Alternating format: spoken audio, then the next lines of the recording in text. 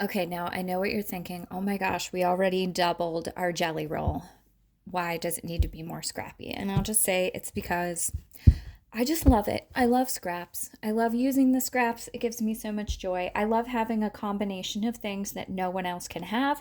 And that's why I 100% save everything and try to mix it in and reuse it because that is what makes your projects unique is infusing them with your own creativity, your own spin, and things that you like. That's what makes it personal and particular. So I am going to extend the scraps even further on this guy. And since the pattern calls for um, just one of the center color, it gives me lots of options to use up a couple of these little kind of orphan 2.5 inch blocks that I keep. So as I mentioned, I cut down like straight away. I've mentioned this in past videos. If I have a little bit of fabric left over, I'll just cut it down to that 2.5 inch size straight away and put it in here. And then I make those coaster kits out of them. They're really great for just like projects like this. Like I need a couple of 2.5 inch squares for my centers of my blocks. And look, here they are. So I can extend my little fabric thing. So I'm just going to look for some of the prints that, again, same as when we were building out the bundle last time, is I'm looking for the same colors or things that work with it well enough. Also, I'm looking for a little bit more of this teal because it's really only present in that one color that I have over there. And I'm thinking of creating this to have a little bit more of that like teal-ish color in it. So I'm going to look for a few things that can extend that. I'm also looking for some more background fabrics that I can mix in low volume. So I have a lot of this golden dot, which I think is perfect because like I mentioned before, I do have a splash of gold in there, but only a couple of times. So I think this will work really, really great to extend my background roll and get me where I need to be on that. So I'm going to dig through my little box for a little bit and see what I can find that is fun and works. And then we'll get to putting some of these squares together. Okay, so here are the additional scraps that I found in my little 2.5 inch bin. A few of them need trimmed down to be the correct size, but that's fine. I can do that super quick. Here is my extended jelly roll that we did in the last video. If you didn't see that, I will make sure to link it for you so you can check out how we did that. And everything is based off of this Maywood Studios Fall Bundle jelly roll and this Riley Blake Swiss dot jelly roll that we're going to use for the backgrounds. I also dug through and I found a few additional scraps that I can use to extend my background. I may need to cut up more. I will work on that as I make my granny squares, but I think we're just about ready, so let's get rolling. Okay, I'm super pleased to announce that past Janice had cut a bunch of 2.5 inch strips of that. And since it was gifted to me, a few spots have little stains, but that's fine. We'll just cut around that, much like you would cut out a little bad piece from an apple. Since this is background, I'll just like omit it whenever I get to that piece, but the rest of it is in good shape and we can use it up.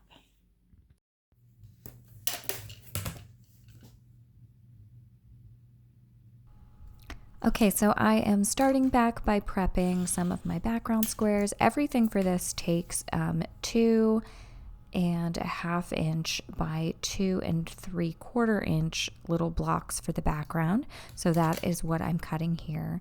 And I will be sure to link the pattern that I'm using down below. It is a free pattern by Quilty Love Emily Dennis.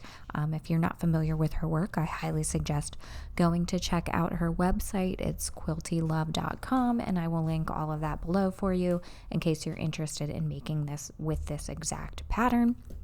I believe that the sides are done like that so that you can trim it a little bit easier. And here I use washi tape sometimes to mark things that I'm going to repeatedly cut over and over again so I don't constantly have to look for the line on my ruler. So this just helps me know like, okay, I'm going to line it up this far away. I put it on the 2 3/4 line, and then I have that other little line there. So I'm just going to square it up with my ruler there, or use another one of my grid lines. But it's most important, since I'm using already the pre-cut jelly rolls, which are cut at 2.5 inches wide, then I can just use the little marking of washi tape to cut the width on those. So I am going to continue to cut a whole bunch of background strips, and then I am going to start subcutting some of my colorful pieces as well. So I chose a center from my scraps. So I have cut all of those 2 by 2 3/4 little blocks there, and then I have all of these scraps, and I'm going to trim them up and square them up as I go. But I choose something from my scrap center pieces first, and then I chose this block to go around. I liked that it had the gold in here, but it still contrasts because mostly this is blue and green. And now I'm trying to choose what is going to go around that, and I want something that's definitely going to contrast with my white. So I don't want to pick anything that's too light. And in each one of my each one of my whites, I'm going to try to mix in some of the dot that I have, as well as the Swiss dot and any of the irregular dots that I have, so that each block has like 1 or 2 of these in it, and then mostly the Swiss dots, because that'll be my main background fabric. So that's sort of my thought there. I'm just trying to choose right now what I think works well with this one. So I'm just going to pull out a couple of options and lay them out and try to think about it.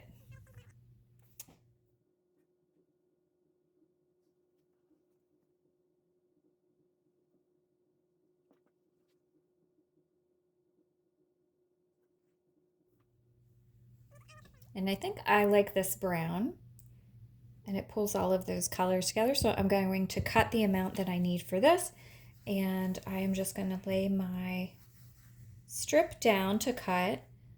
I'm going to line up the selvage along one line there, and then I have my nice little 2.5-inch OmniGrid here. I really do recommend that for working on this project where you're going to be cutting so many 2.5-inch pieces. It's just going to help out a lot, but you can always use your larger grid ruler as well. You just have to rotate it a bunch of times. And the nice thing about following a pattern here is that I can just look at how many I need to cut and just do the work, and then lay everything out, and it's going to make a really nice quick block for me.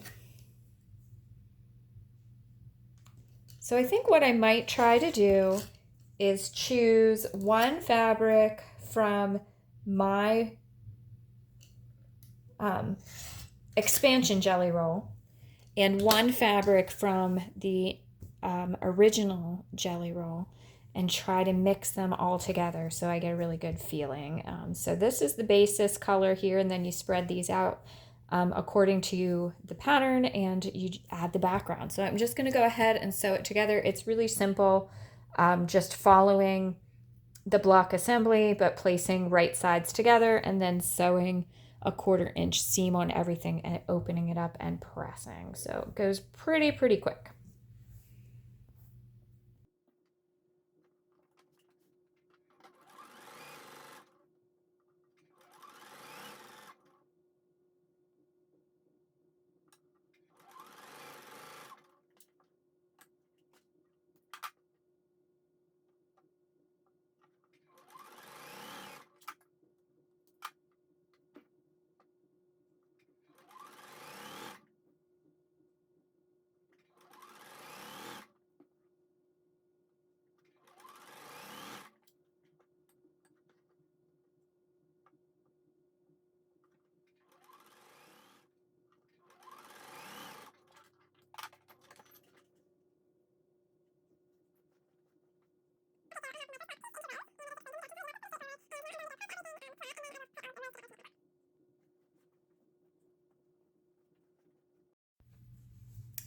Okay, so I've pressed everything flat and you can see that I've pressed to the dark.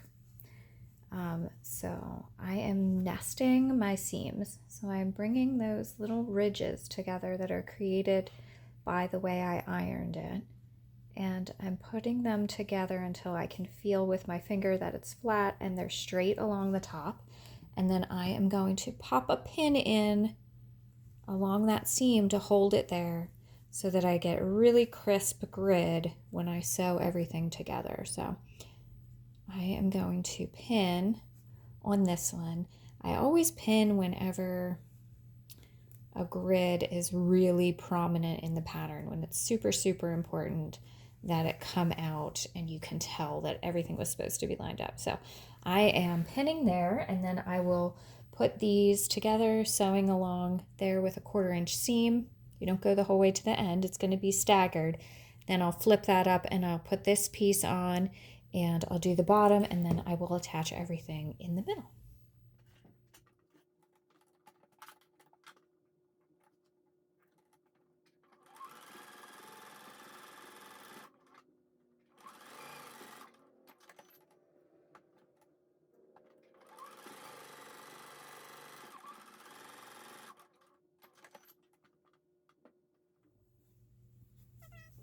So for this little piece, since there's no row, I'm just going to find the center. I'm going to rub it between my fingers to create a crease, and I'm going to do the same thing here. So I'm going to bring those sides together and I'm going to rub them with my finger until I create a little crease. You could also do this with your iron, but if you don't want to get up from your machine, that's a way you can do it. And I'm going to open up both of those, and that is where I'm going to pin this time so that I'm centering it at the top of the square that we're creating. So that is going to help me have them centered when there isn't really any other reference point, right?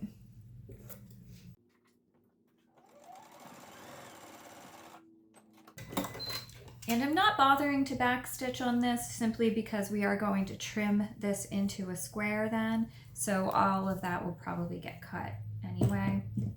So I don't really think it's necessary, but you could if you want to, or if it makes you feel like it would stay more secure. That's like a personal call.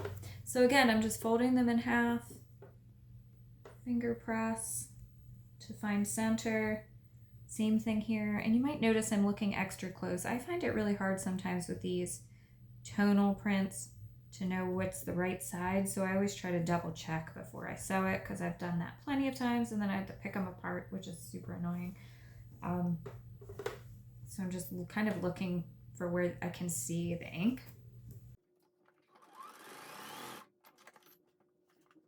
And then it is simply a matter of lining these up. Again, the same way we're using the folds in the fabric, we're pressing with our fingers to feel that the seams are locking together, that those ridges are connecting right at that seam.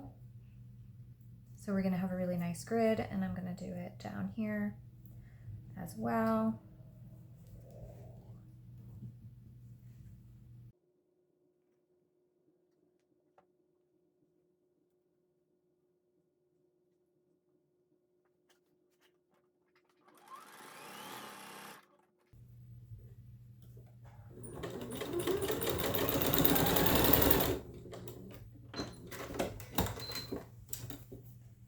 That's literally all she wrote. That's all there is to creating the block for this pattern. So I am going to make a whole bunch more granny squares. I'm going to go press this one, and then you trim it up according to the directions that Emily has written, and you see how it's going to turn out. Super, super pretty. Love the colors. So I think my strategy is trying to choose first from my super scrappy block selection, then choosing one jelly roll piece from my Maywood Studios, and then choosing one from my homemade expansion jelly roll, and then blending in the background and having a couple of pops of these random tonal whites that I have in my collection to fill everything out. I think this one does have a sashing in between the blocks, as well as like some border around the edge. I think I'm going to omit that and maybe just make a few extra squares because I just want mine to be a little bit closer together, but then I'll have to do a little bit more math to adjust for that, but I'm fine with it. And I've plenty of fabric since I made my extender bundle. And here are some of the completed granny squares. I love how neutral this one came out. I made quite a few neutral ones because I was making a special project, like a wearable granny square vest, and I will put a picture in here.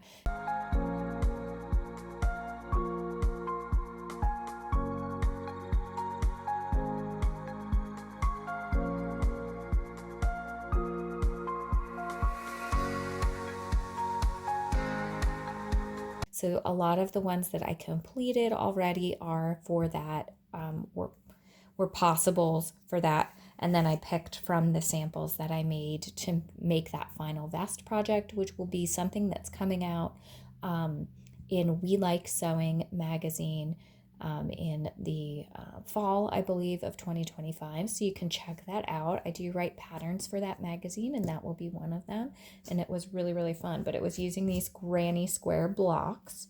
So this is one very neutral one. I liked using like a dark center in a graphic print, mixing in some of the florals and then using some of the other graphic prints, as well as all of the different tonal background squares. Here's another very neutral one where I used and then I cut them up. I'm not sure if I told you again, but I did cut them up into like groupings of things once I realized I needed 4 for each of these. And then I needed 1, 2, 3, 4, 5, 6, 7, 8 for the outside. Then I started cutting them up and you could get a center, 2 of these and 1 of this grouping. So it was really easy once I started cutting into everything to make some choices. I just laid them into groupings of 8, groupings of 4, and then I had some centers left over to make a bunch of different arrangements. I really love this one. It's a lot more golden. I think this is going to look great in the quilt that I plan to make. It's still neutral, but it's got that golden center. This one's more colorful. I used some of the greens here as well as the browns. This one is one that I believe you saw me cut up, and I think this is really fun with a mix of some of the more like organic sort of dot shapes. And then finally, this is the most bold one that I've made so far with the little blue sort of feature flower in that leftover Anna Marie Horner print that I have. I'm so happy to use every single little last scrap of that. And I love how it blends in with all of these different greeny colors in that sort of batik looking. It's not actually a batik, but it's very batik-esque. Anyway, I hope that you felt inspired by this project. I hope to complete the quilt after I'm done with my residency here this spring. So maybe a summer finish for me, and I will be sure to show it whenever I do maybe like a first half of the year wrap up of projects. But thank you so much for joining me today, friends. I hope you felt inspired and keep sewing.